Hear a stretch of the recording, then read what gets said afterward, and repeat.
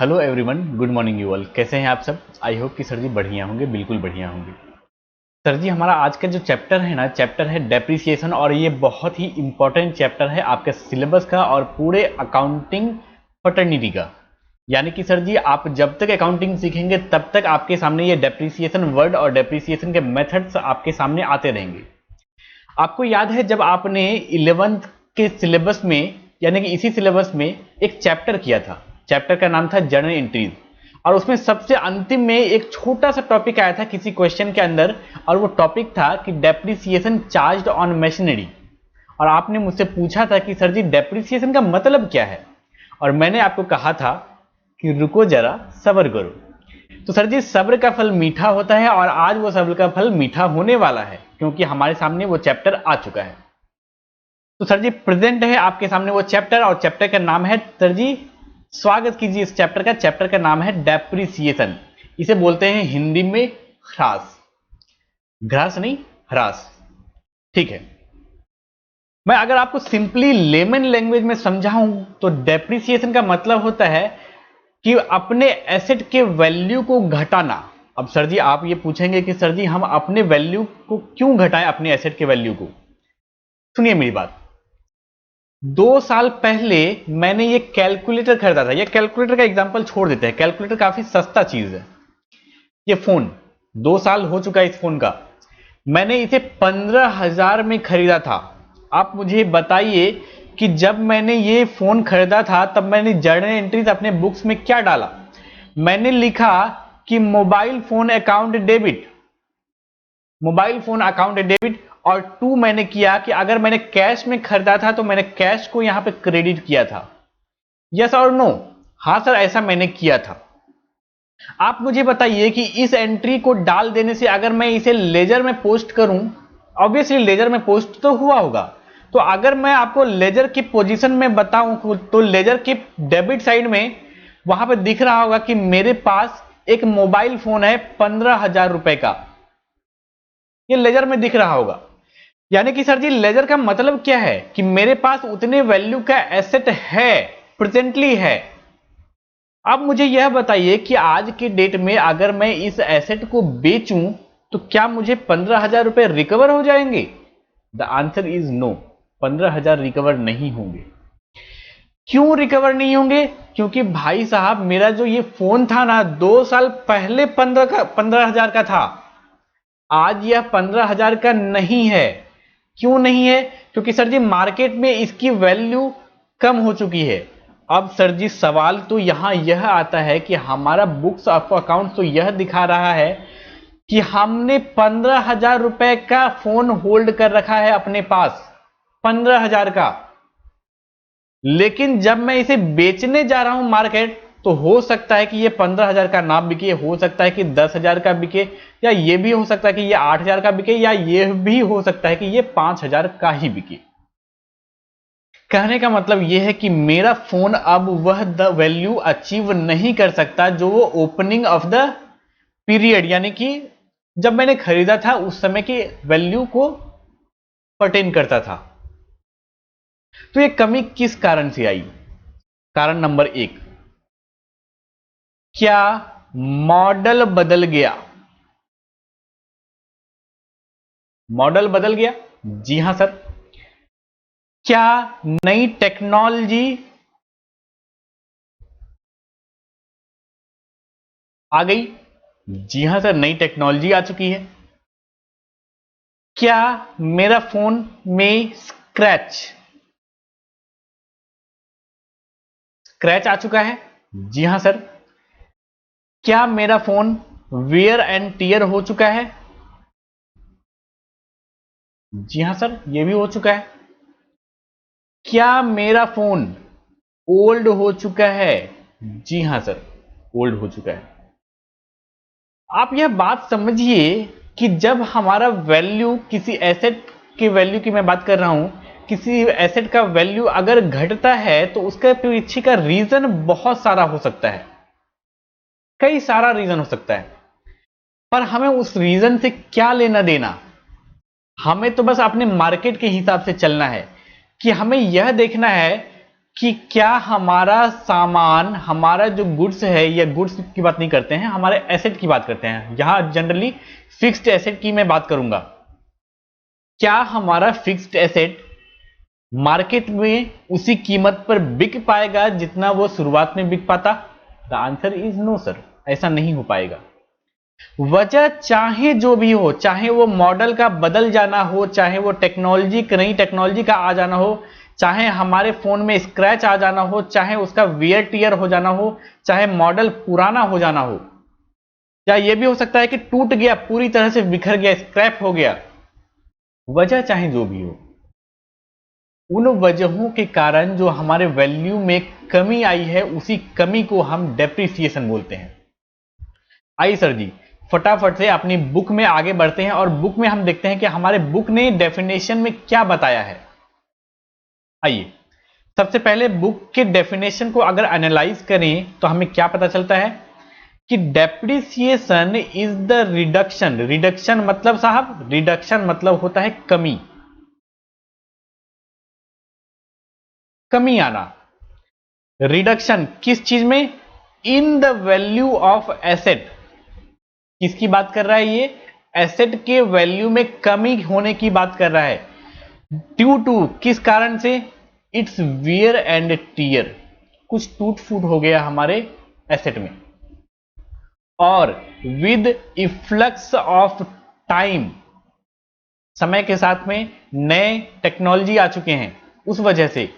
और due to obsolescence और accident, मतलब कि साहब हमारा जो एसेट था वो खुद ही बेकार हो गया। आप बस समझिए इस बात को। मैंने पेन लगाने की फैक्ट्री खड़ी करी,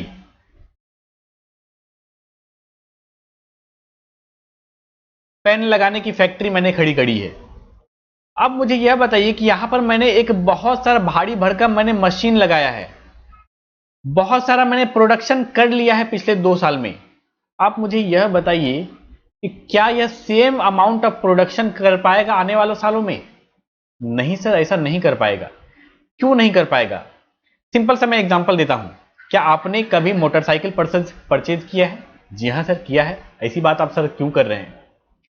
बिल्कुल सर, आपने मोटरसाइकिल परचेज किया है या कार भी परचेज किया होगा, या समझ लीजिए आपने रेलवे ही परचेज कर लिया हो। रेलवे तक नहीं बढ़ते, ठीक है, कोई बात नहीं। आपने एक कार परचेज किया। कब? सर जी हमने 2018 में एक कार परचेज किया था। कब? 2018 में। कितने का? सर 10 लाख रुपए का हमने परचेज किया था। 10 लाख रुपए का परचेज किया था हमने। 2 साल हमने लगभग उससे बहुत अच्छे तरीके से मैंने चलाया उसे, बहुत अच्छी तरीके से। एक भी स्क्रैच नहीं है, कहीं भी स्क्रैच नहीं। मैं अगर सामने गाड़ी खड़ी कर दूं ना, कोई नहीं ये कहेगा कि साहब जी आपकी गाड़ी पुरानी है। सब बोलेगा कि सर जी आपकी गाड़ी तो बिल्कुल नई, एकदम चकाचक फर्स्ट क्लास लग रही है। लेकिन सवाल यह है कि साहब हमने उसे 2 साल नहीं 3 साल समझ लीजिए, 21 खत्म होने वाला है, 3 साल हमने उसे रपेट कर रगड़ कर पूरी अच्छी तरीके से इस्तेमाल किया है कि क्या वह उसका इंजन जो है कुछ थोड़ा घिस नहीं गया होगा? बिल्कुल सर जी, घिस गया होगा।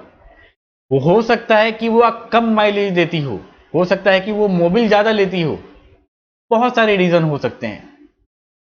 तो साहब जी उसके वैल्यू में तो कमी आ चुकी है, नो डाउट उसके वैल्यू में कमी आ चुकी है। क्यों? क्योंकि उसे मैंने यूज किया है पूरे 3 साल। अब मैं जब उसे मार्केट में बेचने जाऊंगा ना, तो वो 10 लाख में नहीं बिकेगा। सबसे पहली बात तो वो कस्टमर बोलेगा कि साहब आपकी गाड़ी तो पुरानी है, भले ही वो दिखने में नहीं लग रही हो पर है तो पुरानी, 3 साल आपने उसे यूज किया है, तो उसके वैल्यू में कुछ तो कमी आई होगी। कितनी कमी आई होगी मुझे नहीं पता, लेकिन भाई साहब कुछ ना कुछ तो कमी आई होगी। सो उसी कमी को हम बोलते हैं डेप्रिसिएशन। यहां मैंने एग्जाम्पल किसे लिया? एग्जाम्पल मैंने लिया यहां पर वेयर एंड टियर का। उसी तरह मैं एक और एग्जाम्पल लेता हूं, वापस से मोबाइल फोन में आता हूं। 2 साल पहले मैंने इस मोबाइल फोन को लिया था। कितने का? साहब जी 15,000 का लिया था। कौन सा मॉडल है ये? सर जी ये है Redmi Note 7 Pro, 15,000 का लिया था। आज मुझे यह बताइए कि क्या आप 15,000 में वही फोन खरीदेंगे, Redmi Note 7 Pro? नहीं सर जी, ऐसा आप नहीं करेंगे। क्यों नहीं करेंगे? क्योंकि साहब 15,000 में मुझे इससे बेटर, इससे बढ़िया मॉडल मुझे अवेलेबल है, इससे बढ़िया कॉन्फ़िगरेशन में नई टेक्नोलॉजी आ चुकी है। तो साहब जी, हमने जो अपने बुक्स ऑफ अकाउंट्स में 15,000 रुपए रिकॉर्ड कर रखा है, क्या मुझे उसके वैल्यू को कम कर देना चाहिए? हाँ सर जी, कम तो कर देना चाहिए। लेकिन सर सवाल यहां यह है कि कितनी वैल्यू में कमी आई होगी। आप मुझे यह बताइए कि क्या मैं ये एस्टिमेट कर पाऊंगा कि कितने वैल्यू की में कमी आई होगी? क्या मैं हर ग्राहक से जाकर पूछ पाऊंगा? The answer is no. For example, मैं अपने मोबाइल को बेचने गया मार्केट में, एक ने मुझे बोला कि साहब आपका मोबाइल तो देखिए साइड से स्क्रैच लग चुका है, इसके मैं आपको दूंगा 10,000 रुपए। मैंने बोला ऐसा कैसे भाई साहब, सिर्फ स्क्रैच ही तो लगा है, बाकी मोबाइल तो फर्स्ट क्लास है, चंगा सी एकदम बिल्कुल फटाफट। मैंने नहीं बेचा।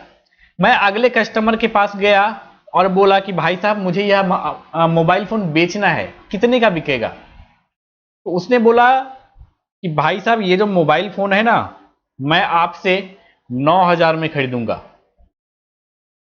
मैंने बोला कि भाई साहब आप इसका वैल्यू 9,000 रुपये लगा रहे हैं, पिछला आदमी तो इसे 10,000 रुपये लगा कर गया था। उसने बोला कि साहब उसने ठीक से चेक नहीं किया, आपका जो कैमरा है ना, वो कैमरा भी ठीक से काम नहीं कर रहा, इसलिए मैंने 9,000 रुपये लगाया है। बोला भाई साहब मैं इस तो नहीं बेचूंगा आज। मैं फिर आगे बढ़ गया। मैंने बोला भाई साहब ये मेरा फोन है, कितने का लगाओगे आप? उसने बोला कि सर जी मैं इसे 8,000 में खरीदूंगा। मैं तो हो गया निराश, अब मैं क्या करूं? मैं जैसे जैसे आगे बढ़ता जा रहा हूं, वैल्यू तो और कमी होती जा रही है। सब कोई 10,000 बोल रहा है, कोई 9,000 बोल रहा है, कोई 8,000 बोल रहा है। मैंने इससे पूछा भाई साहब 8,000 लगाने का कारण क्या है? तो उसने बोला कि साहब पिछले लोगों ने ठीक से मोबाइल चेक नहीं किया, आपका कैमरा तो काम नहीं कर रहा, बिल्कुल सही बात है, आपके मोबाइल फोन में स्क्रैच भी लगा हुआ है, बिल्कुल सही बात है। लेकिन भाई साहब 2 साल में आप ये मुझे बताइए कि क्या आपकी बैटरी की कैपेसिटी कम नहीं हो गई होगी? जी हां सर, ऐसा तो हुआ होगा। तो इस वजह से मैंने आपके वैल्यू को कम कर दिया। कितना? 8,000 रुपये लगाया मैंने। अब मैं तो पूरा संशय में पड़ गया, चिंता में पड़ गया। मैं किस बात की चिंता भाई साहब? मैं मिस्टर ए को बेचूं, मिस्टर बी को बेचूं या मिस्टर सी को बेचूं? मैंने फाइनली डिसाइड कर लिया कि मुझे नहीं बेचना। कोई 10,000 लगा रहा है, कोई 9,000 लगा रहा है, कोई 8,000 लगा रहा है, जबकि मैंने तो मोबाइल फोन 15,000 का खरीदा था। पर मैं जब अपने दुकान में वापस आया तो मैंने रियलाइज किया कि मोबाइल का वैल्यू तो वास्तविकता में घट चुका है। मैं अगर 15,000 में चाहूं भी तो नहीं बेच सकता, क्योंकि नया मॉडल 15,000 में मिल जाएगा उसे।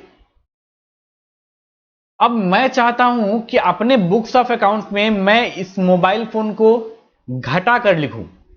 अब आप मुझे यह बताइए कितने का घटाऊं? क्या मैं इसे 5,000 रुपए घटाकर 10,000 कर दूं, या 6,000 घटाकर 9,000 कर दूं, या 7,000 घटाकर 8,000 कर दूं? मुझे नहीं पता। क्यों नहीं पता? क्योंकि भाई साहब मैं तो यहां मार्केट में पता करने गया था कि भाई साहब कितने का लोगे, पर रियलिटी में ऐसा नहीं होता। रियलिटी में ऐसा नहीं होता भाई साहब। एक फैक्ट्री में सैकड़ों तरह के मशीनरीज हैं, सैकड़ों तरह के। क्या उन सैकड़ों तरह के मशीनरीज को मैं मार्केट में लेकर जाऊंगा और मैं उससे बोलूंगा कि भाई साहब इसे कितने में खरीदोगे? इसका कोई सेंस नहीं है इस बात का। भाई साहब ऐसा नहीं हो सकता। इसलिए हम अपनी एस्टिमेशन के हिसाब से, अपनी जजमेंट के हिसाब से अपने वैल्यू को घटाएंगे। कितना घटाएंगे ये मुझे कोई बाहर वाला आकर नहीं बोलेगा, यह हमारा अपना जजमेंट है। हम आसपास के मार्केट के एनवायरनमेंट को समझेंगे, उसे एनालाइज करेंगे और फिर यह डिसाइड करेंगे कि भाई साहब हमें कितने का घटाना चाहिए, मार्केट ट्रेंड कितना है। हम आसपास इसे एनालाइज करेंगे, उसके बाद ही अपने वैल्यू को डिक्रीज करेंगे। तो भाई साहब इतना सारा डिस्कशन था मेरा कि सिर्फ और सिर्फ डेप्रीसिएशन के ऊपर, डेप्रीसिएशन क्या है इसके ऊपर।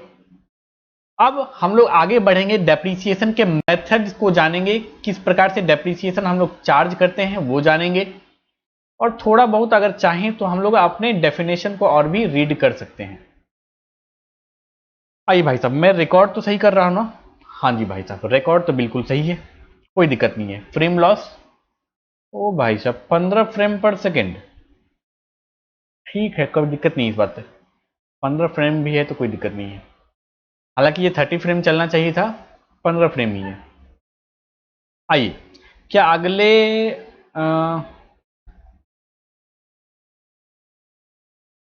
आइए इसे कैरेक्टरिस्टिक्स को भी देख लेते हैं फटाफट से। कैरेक्टरिस्टिक्स ऑफ डेप्रीसिएशन, डेप्रीसिएशन की खासियत, खास बातें क्या क्या है। Depreciation is a fall in the book value of tangible asset. ध्यान देने वाली बात है, मैंने आपको अकाउंट्स के क्लास में पहले ही बताया था, शुरुआत में ही बताया था कि टेंजिबल एसेट्स और इनटेंजिबल एसेट्स क्या होते हैं। आई होप कि आपको इन शब्दों में कंफ्यूजन नहीं है। Fall in the value of tangible asset except free hold land, free hold land को छोड़कर, यानी कि सर जी हम टेंजिबल एसेट की बात तो कर रहे हैं, लेकिन सर जी अपने टेंजिबल एसेट में हमारा लैंड भी तो आ गया, हमारी जमीन, हम उसको डेप्रीशिएट नहीं करेंगे। सर जी कारण तो बताओ, क्यों डेप्रीशिएट नहीं करोगे? भाई साहब मुझे यह बताओ, क्या जमीन की कीमत कभी भी कम हो सकती है क्या? नहीं सर, ऐसा नहीं हो सकता।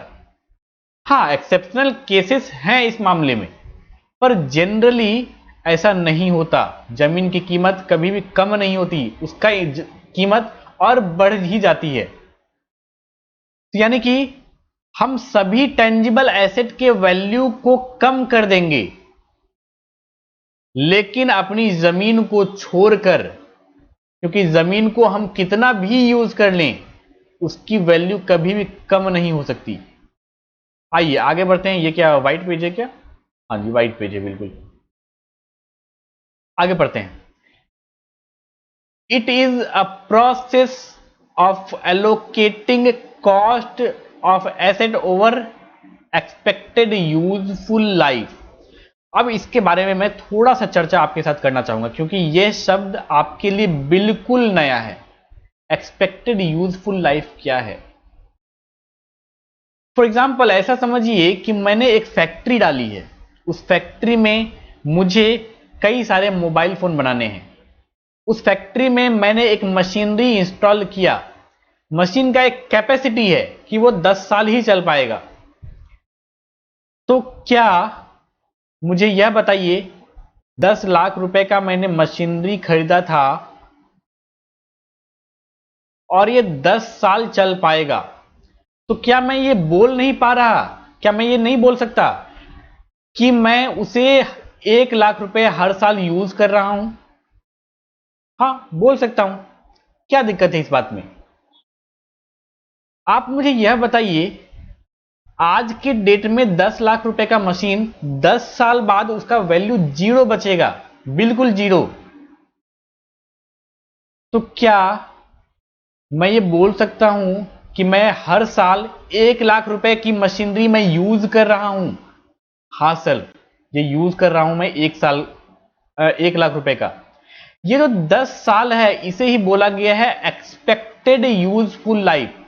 एक्सपेक्टेड इसलिए क्योंकि हो सकता है कि 10वें साल में मैं जब दोबारा से एस्टिमेट करूं तो मुझे ये पता चले कि भाई साहब ये तो और 2 साल चल जाएगा, इसलिए यहां पर एक्सपेक्टेड की बात करी गई है।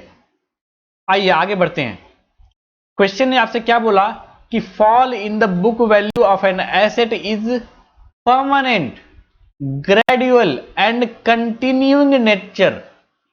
यानी कि भाई साहब अगर मैंने इस साल इसके वैल्यू को डिक्रीज किया है, डेप्रिसिएट किया है, घटाया है, तो साहब ये कंटिन्यू चलता रहेगा। कब तक? जब तक हमारे पास ये एसेट है, हम यूज कर रहे हो या ना कर रहे हो, इस बात से इसका कोई लेना देना नहीं है कि हम अपने वैल्यू को घटाएंगे या नहीं घटाएंगे। यूज से इसका कोई लेना देना नहीं, हम इसे टाइम बेसिस पर इसे डेप्रिसिएट करेंगे। सर जी यूज से क्यों लेना देना नहीं है? यूज से इसलिए लेना देना नहीं है क्योंकि मैंने आपको मोबाइल फोन का एग्जांपल दिया है, नए नए टेक्नोलॉजी आ रहे हैं। हो सकता है कि मैंने आज ही मोबाइल फोन खरीदा, 1 साल तक मैंने इसे यूज भी नहीं किया, लेकिन अगले ही पल, अगले ही साल एक नया मोबाइल फोन ने जन्म ले लिया नए टेक्नोलॉजी के साथ में। तो क्या इसके वैल्यू में बिना यूज किए हुए भी कमी आ गया? जी हां सर, ऐसा तो हुआ है। तो साहब जी इसलिए यहां बोला गया है कि ये कंटिन्यूइंग नेचर का है, अगर घटेगा तो घटेगा, कंटिन्यू घटेगा। आइए आगे देखते हैं। It is fall in the book value of an asset either due to use और विद इफ्लक्स ऑफ टाइम। वही टाइम के बारे में इसने बोला है, या तो हम इसे यूज करने के कारण घटाएंगे या फिर टाइम बीत जाने के कारण घटाएंगे। It occurs gradually unless it becomes obsolete due to technological development. हम इसे तब तक घटाते रहेंगे जब तक कि कोई नया टेक्नोलॉजी का डेवलपमेंट नहीं आ जाता है, यानी कि नया टेक्नोलॉजी जैसे ही आते रहता है हम इसे घटाते रहते हैं, हम इंतजार नहीं करते। Depreciation is an expense which does not involve cash. भाई साहब इसका बहुत बड़ा इंपॉर्टेंट है आने वाले चैप्टर्स में। आप जब 12th की क्लासेस में आएंगे ना तो एक चैप्टर आएगा आपके पास कैश फ्लो स्टेटमेंट, और यहां इसका कॉन्सेप्ट आएगा डेप्रिसिएशन, कि डेप्रिसिएशन क्या है, एक खर्च है, लेकिन क्या है ये एक नॉन कैश एक्सपेंस है। इस खर्च में कोई कैश नहीं जाता। Depreciation is an indirect expense and therefore it is debited to profit and loss account whether the business earns profit or incurs losses। ओ भाई साहब इतनी बड़ी बात इसने कर दी। इसने क्या बोला कि डेप्रिसिएशन क्या है, एक इनडायरेक्ट एक्सपेंस है। क्या है ये? इनडायरेक्ट एक्सपेंस है। देयरफॉर इसलिए it is debited in profit and loss account, इसलिए हम क्या करते हैं इसे अपने प्रॉफिट एंड लॉस अकाउंट में डेबिट कर देते हैं। लेकिन साहब whether the business earns profit और इनकर्स लॉस, बिजनेस को प्रॉफिट हो रहा हो या लॉस हो रहा हो हमें इससे कोई मतलब नहीं। तो भाई साहब हमने अब चैप्टर में इतना तक कर लिया, आगे इसे कंटिन्यू करें।